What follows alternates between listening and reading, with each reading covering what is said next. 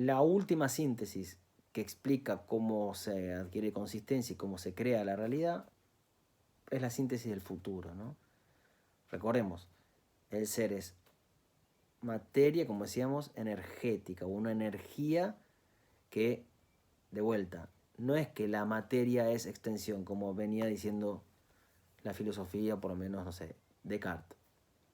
La materia, además de extensa, es intensa. ¿Qué quiere decir que sea intensa? Es variación de potencia. La materia siempre es más o menos blanda la pera, es más o menos naranja, más verde, más rojo, más amarillo. Es más o menos agudo o grave o rápido, lento a la música. Es más o menos, la materia es eso, y eso no tiene una extensión. Bueno, eso en el plano de la materia es una variación incesante, es una diferencia que nunca es lo que es. Ahora, esa diferencia va a ir tomando consistencia, va a ir determinándose y va a ir determinando al pensamiento, porque el pensamiento está ligado a esas variaciones también, mediante la repetición. Una repetición en el presente, una repetición en el pasado. El presente le da consistencia al contraer pasado y futuro. Es esto que escucho, es lo que escuché, lo que estoy por escuchar. Ah, es una alarma. Ahora, esta alarma que escucho ahora también es todo lo que recuerdo y todo lo que la memoria le agrega a esto, pero ya no la remueve como el pasado que espero que se repita, sino, no sé, todas las alarmas que escuché, cuando pasé aquella vez por el paso a nivel y casi me pisa el tren, hay otras cosas que hacen alarma, nunca la alarma es la alarma. Recuerden la piedra, nunca la piedra es piedra. Piedra es en relación con la sequedad, con la humedad, con la luz, con la oscuridad. Bien. Última, el futuro, que es donde acontece propiamente la novedad. Propiamente la dimensión futura es la dimensión que trae algo nuevo al mundo. En las dos síntesis pasadas, el foco estaba puesto en la producción de una consistencia a partir de la variación incesante del caos, pero todavía no está explicado exactamente cómo ocurre algo nuevo, ¿no? Es como cómo se va creando cómo se genera la creación. Ahora, ¿cómo aparece la novedad? Falta algo más para entender que hay novedad, que hay algo nuevo, que se trajo algo nuevo al mundo. Eso va a tener que ver con el futuro, ¿no? Es decir, cómo puede surgir o, digamos, por qué razón el ser puede ser otra cosa, ¿no? Y no se agota en la reproducción de lo mismo, no se va a agotar en el hábito que siempre es el mismo, ni se agota en un pasado simplemente que se va reconfigurando. En el caso de la síntesis del presente, la imaginación contrae el pasado y el futuro para darle consistencia en este presente vivido, y entonces trae, bueno, es una alarma lo que siento, sí, ya hay una creación de alguna manera ahí, ¿no? Algo hay de creación. Aunque desde el punto de vista como de las variaciones, esto no implicaría la novedad radical todavía, ¿no? Se trata más bien como de darle una consistencia a una variación, ¿no? Lo mismo pasa un poco con el pasado, ¿no? Lo que el pasado le agrega al presente supone un rango de variaciones, infinitas si quieren, dependiendo de esas conexiones, que lo que hacen es darle profundidad al presente, ¿no? Hacen que el presente no sea un mero presente, ¿no? Siempre sea alguna otra cosa. Pero de vuelta nos queda una dimensión para pensar qué es el acto de creación, propiamente nos quedaría algo. Y justamente lo que queda es el futuro, ¿sí? Y en la facultad, porque recuerden, cada una de estas síntesis son síntesis que acontecen en el pensamiento. Y el pensamiento, Deleuze acá lo explica como si fueran facultades.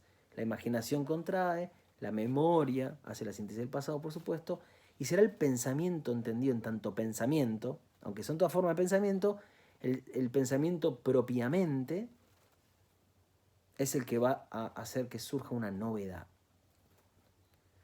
Algo ocurre en el plano estricto del pensamiento y en la síntesis del futuro, ¿no?, que él genera.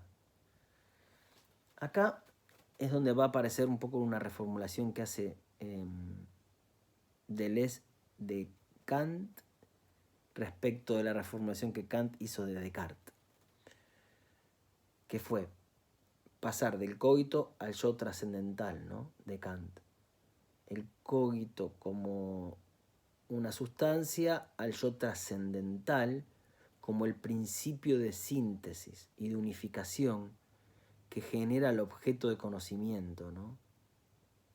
Y eso lo hace porque puede hacer que coincidan las facultades, que sea lo mismo lo sentido y lo pensado, porque es lo mismo, ¿no? Lo que siento, y acá está, ¿no? Lo que siento, lo que recuerdo, lo que imagino, lo que pienso, siempre es lo mismo. Si eso es lo mismo es porque hay un mismo yo que está detrás de las representaciones. Bien. Acá se dictó al demonio. Van a ver cómo. Según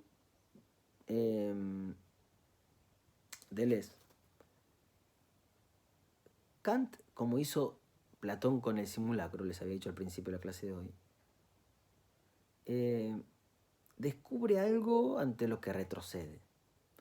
Y descubre el problema de cómo unificar, o la necesidad de unificar, o en realidad descubre el problema de la fractura que hay entre una especie, entre el yo de la sensibilidad y el yo del entendimiento, ¿no? ¿Cómo se pasa de la sensibilidad al entendimiento? Que es el problema del esquematismo en Kant, ¿no? De poder explicar cómo. Porque una cosa es la sensibilidad y otra cosa muy distinta es el entendimiento. La sensibilidad trabaja con la materia, con las intuiciones, con el tiempo y el espacio, y otra cosa son las categorías del entendimiento. Entonces, ¿cómo es que esta materia sintetizada en el tiempo y en el espacio por la sensibilidad pues, se vuelve concepto, ¿no? O desafina el concepto, o al revés también, ¿no?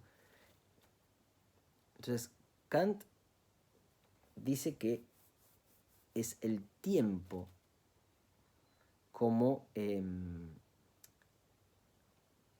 eso que tenemos en nuestra razón que es afín tanto a la sensibilidad como al entendimiento, ¿no?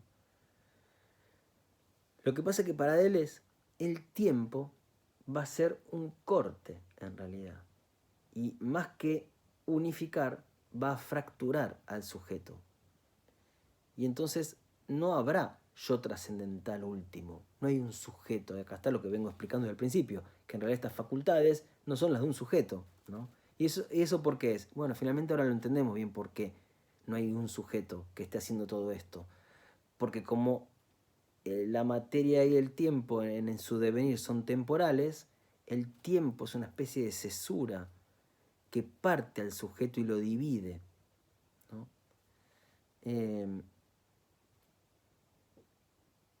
Deleuze va a decir que el tiempo es una forma vacía o que está salido de sus goznes, ¿no? Es decir, no está anclado en un sujeto, que sería el yo trascendental. El tiempo es como una navaja que corta al sujeto, ¿no?, e impide el cierre que acontecería en la representación del sujeto del conocimiento, de ese yo pienso trascendental de Kant. Entonces, justamente porque era temporal, porque las síntesis son temporales, no hay posibilidad de unificación entre lo imaginado, lo recordado y lo pensado. El tiempo corta al yo en dos, porque es entendido como si fuera una forma a priori, ¿no? Pero no es la forma a priori de un sujeto, sino de lo que divide a un sujeto pasivo del supuesto sujeto activo. El tiempo no tiene eje, no está anclado, ¿no?, en el sujeto, que es lo que había dicho Kant, ¿no? El tiempo como forma subjetiva, ¿no?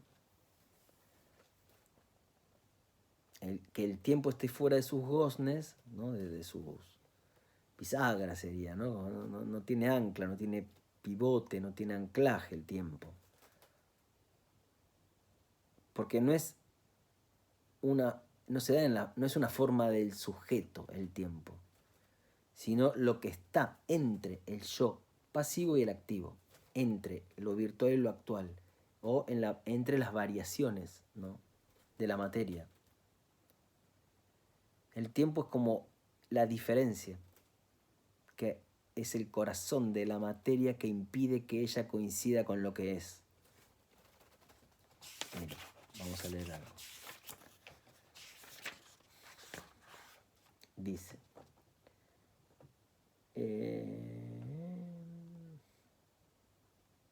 a ver, ¿dónde lo tengo esto? La cesura, el yo, acá, espérenme un segundo.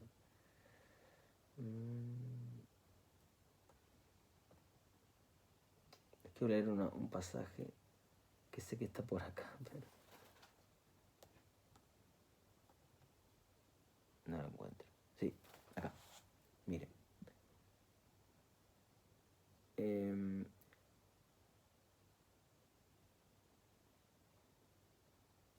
¿Qué sería el tiempo, no? Como forma vacía, que se supone que es lo que había descubierto de Kant, solo que después Kant pone algo que viene a tapar esta fractura, ¿no?, que viene como a llenar esta cesura que introduce el tiempo.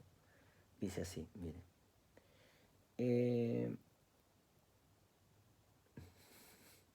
Encuentro. Está acá, pero dice, bueno, forzosamente estática, es una síntesis estática, ¿no? Puesto que el tiempo ya no está subordinado al movimiento. El tiempo no está subordinado al movimiento. Forma del cambio más radical, pero la forma del cambio no cambia. La cesura y el antes y el después que ordena de una vez por todas es lo que constituye la fisura del yo con mayúscula, del sujeto. Constituye la fisura del yo, ¿no?, del cogito. La cesura es exactamente el punto donde nace la fisura, ¿no? Entonces, un poco más leo. Miren. A ver, ¿dónde estaba esto? Esperen. Un poco antes. Miren. Dice, el gozne, o cardo, de donde viene lo cardinal, es lo que asegura la subordinación del tiempo a los puntos precisamente cardinales por donde pasan los movimientos periódicos que mide, ¿no? La rotación de la Tierra, el tiempo definido por esos puntos cardinales. El tiempo fuera de sus goznes significa, por el contrario, el tiempo enloquecido. Salido de la curvatura que le daba un dios, liberado de su figura circular demasiado simple, exento de los acontecimientos que formaban su contenido, tiempo que invierte su relación con el movimiento. En una palabra, el tiempo se descubre como forma vacía y pura. Bien. La fecha cardinal del tiempo es la del número del movimiento, ¿no? Decimos que hoy es, no sé, creo que es 1 de octubre. Esperen que voy a sacar la gata encima. Salí, gata. Hoy es 1 de octubre de 2021. Son tantas vueltas de la Tierra alrededor del Sol, tantas vueltas de la Tierra sobre sí misma. Ahí están los puntos cardinales, el gozne, que permite ordenar el tiempo a partir de un movimiento, ¿no? Eso no es el tiempo, que es lo que había descubierto San Agustín, lo había descubierto ya, ¿no? En Confesiones, cuando dijo, si se detuvieran las estrellas, ¿qué? No habría más tiempo. El tiempo no es el lugar donde se desenvuelven los acontecimientos tampoco, ¿no? No es un receptáculo el tiempo.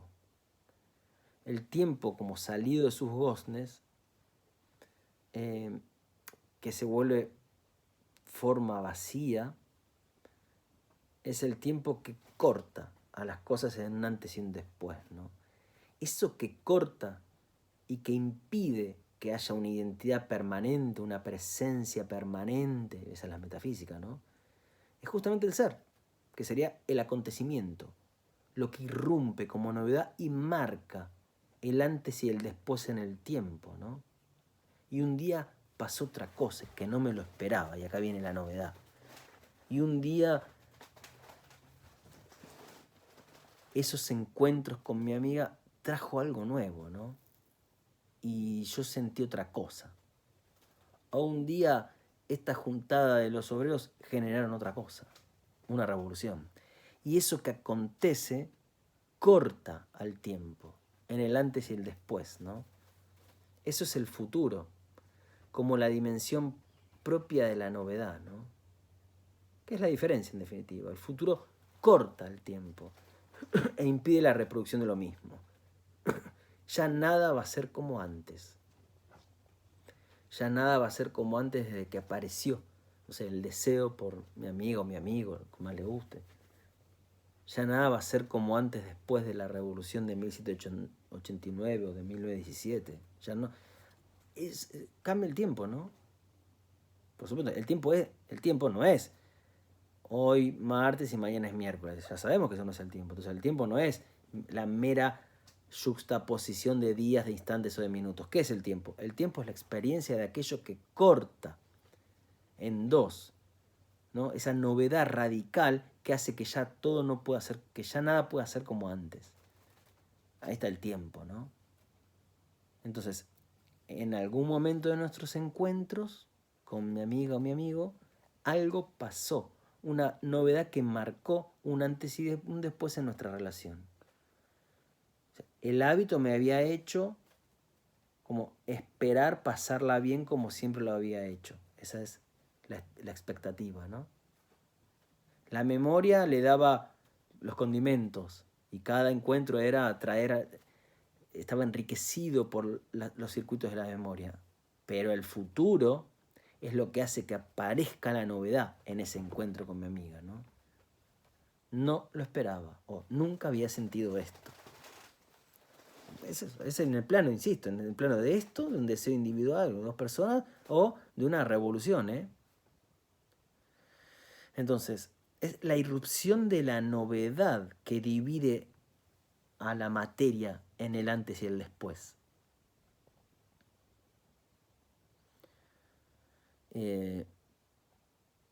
Cuando aparece eso, bueno, cortamos, ¿no? Nos liberamos del determinismo, en definitiva, ¿no? Y rompemos con el modelo de la reproducción. Lo que dice Deleuze es que el plano de la realidad no se agota en el plano ese activo, de lo actual, del yo activo, en donde todo se reproduce del mismo modo y parece que estamos obligados o condenados a repetir lo mismo, ¿no? Siempre nos endeudamos con el FMI. O siempre caigo en lo mismo, me enamoro siempre de la misma persona. O siempre me equivoco en esto. No, es decir, el presente como no se agota en lo que es, el presente que no se agota en lo que es porque puede ser otro modo. ¿Qué quiere decir que sea otro modo? Que aparezca la novedad, ¿no? Y eso acontece. Acontece porque lo hace un yo activo, ¿no? Acontece precisamente. Es lo que pasa, ¿no?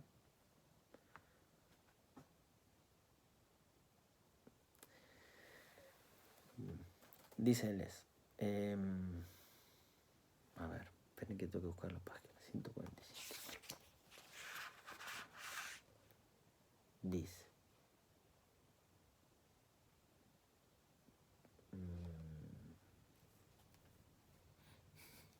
No lo vengo tampoco, estoy mal con las citas. Acá, en cuanto al tercer tiempo, que descubre el porvenir, significa que el acontecimiento, la acción, porque nunca nada es otra cosa que actuar, ¿eh? Que es actuar, es ser, es actuar, ya lo dije alguna vez, ¿no? Es la acción del encuentro con mi amigo o mi amigo, es la acción de una revolución, es la acción de posarse en la baranda de la pileta, es la acción de crear el cabezón, acción, ser es actuar, ¿sí? Ahora, para que la acción traiga algo nuevo, tiene que haber una síntesis del futuro, ¿no? Entonces, en cuanto al tercer tiempo, que descubre el porvenir, significa que el acontecimiento, la acción, tienen una coherencia secreta que excluye la del yo, porque no soy yo el que lo hace eso, ¿no? Acontece. Ese deseo que aparece nuevo, irrumpe, y ya nada es como antes, no es que yo lo activé el deseo, ¿no? La actualización, la aparición del deseo no es algo que yo hago, acontece, como acontece la revolución. Sí, hay un montón de acciones, pero acciones que van aconteciendo y que escapan a la voluntad de los individuos, ¿no? Significa que el acontecimiento de la acción tiene una coherencia secreta que excluye la del yo, que se vuelven contra el yo convertido en su igual y lo proyectan en mil pedazos, como si el gestador del nuevo mundo fuera llevado y disipado por el brillo de lo que hace nacer a lo múltiple. El yo se ha igualado con lo desigual en sí. Bien. El yo se ha igualado con lo desigual, se ha puesto en contacto con lo otro, ¿no? A fuerza de querer ser, vamos a poner este ejemplo, como Lenin, buscando devenir igual a su acción, hacer lo mismo, nunca ese es un buen camino, se termina produciendo algo nuevo. Algo nuevo surge, pero no de la acción del yo. El yo quiere reproducir la acción, hagamos como hizo Lenin la revolución. Igualémonos al pasado, ¿no? Esa acción del pasado que, ¿cómo hacerlo, no?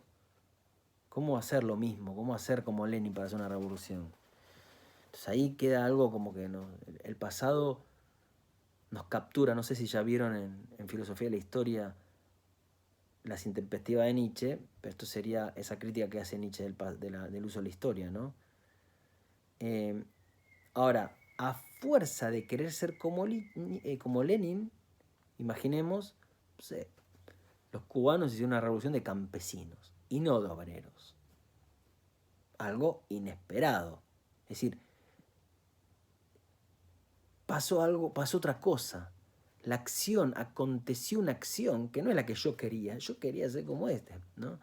O piensen, nada, es como, esto lo podemos poner en el plano de los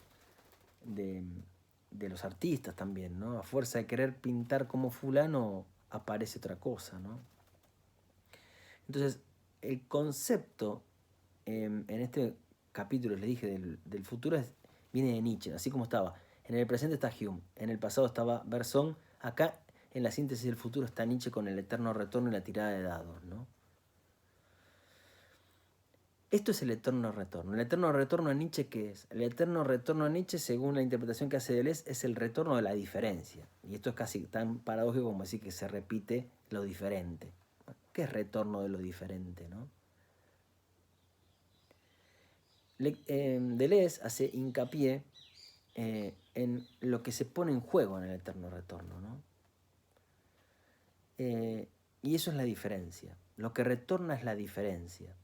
Cuando digo que retorna lo mismo, no hay retorno ahí. Eso sería como la reproducción de lo mismo, ¿no? Si es retorno, decimos, bueno, no debería ser de lo mismo. Si retorna, no. El tiempo del eterno retorno es el tiempo futuro de la novedad. Es la afirmación de la novedad, es la afirmación de la diferencia, ¿no?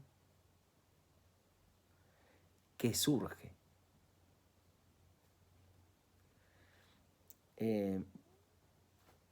¿Qué sería que aparezca la novedad, no?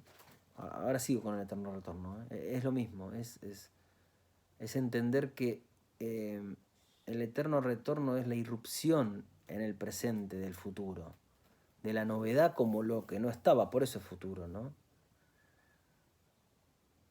Bueno, esa novedad, esa es una forma más fácil de explicarlo, es lo que está presente en cada filósofo, en cada científico o en cada artista, que crean algo, ¿no? Crean algo, es decir, crear. Pero cada filósofo creó un nuevo modo de pensar, cada artista un nuevo modo de percibir, cada científico una nueva manera de orientarse en el mundo. Eso es el planteo de diferencia y repetición. En todos los casos se trata de algo nuevo que ha aparecido en el mundo, ¿no? Algo que de eso infinito, ese abismo de las variaciones infinitas, se puede traer al mundo con consistencia, ¿no? Eso quiere decir que entonces la materia que es variación está abierta a un futuro que no es todavía, ¿no? Y eso es así porque no hay cogito. Si hubiera un cogito, si hubiera un sujeto, todo se agotaría en lo que es.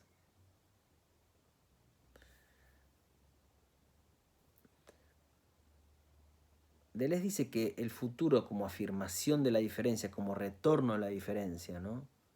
Es afirmar, digamos, esta aparición de la diferencia, es como una tirada de dados. Una tirada de dados, ¿qué es? Es la tirada de dados como, primero, el azar, ¿no? Es la afirmación de algo que acontece por azar, pero que excede siempre los posibles, ¿no? Es decir, en un dado puede salir el 1, puede salir el 2. Bueno, la tirada de dados lo que busca es agotar los posibles y hacer que surja otra cosa que lo posible. Porque si fuera que caiga el 1, el 2, el 3, el 4, el 5 o el 6, no habría novedad. Es como agotar los posibles, agotarlos, para entonces enfrentarse a lo que todavía no es, ¿no? Esto es lo que Deleuze explica en un texto sobre Beckett que se llama El agotado, que es un poco lo que Deleuze encuentra en la literatura de Beckett, ¿no?